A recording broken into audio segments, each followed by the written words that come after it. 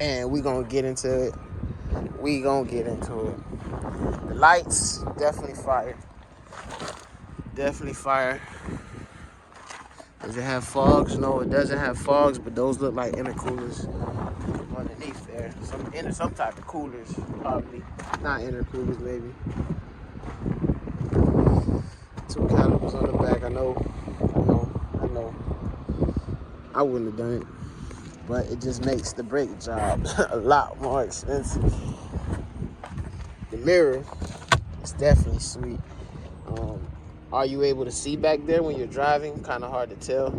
You know, to open the doors, there's a button underneath here, but sometimes you might have to feel for it because you're not always gonna get it on the first attempt.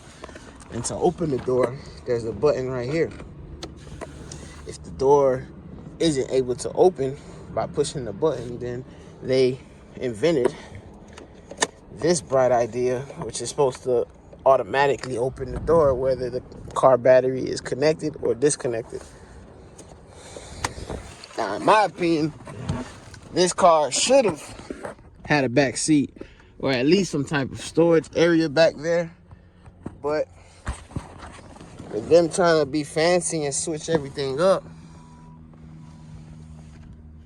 for the first time, I actually don't know how to pop the trunk on a Chevy. But I found it. Hey, the trunk is in the front. No bull. Let me see something. Let's start it up one more time, because, man, that thing sounded good. It sounded better the first time, but, hey, tried to get it to y'all raw footage, you know what I'm saying? This is raw footage. This is a bummer. Because, I mean, why? Put all these buttons right here. You spill, if water touched this one time, all this is done. This is buzzing. Yeah. I don't really favor these, but hey, to each his own, man. If you like the C8s, you like them. The C7s are more my style. You could get crazy in them. This car still has the tags. The original key. Now this is kind of fire. The Corvette keychain.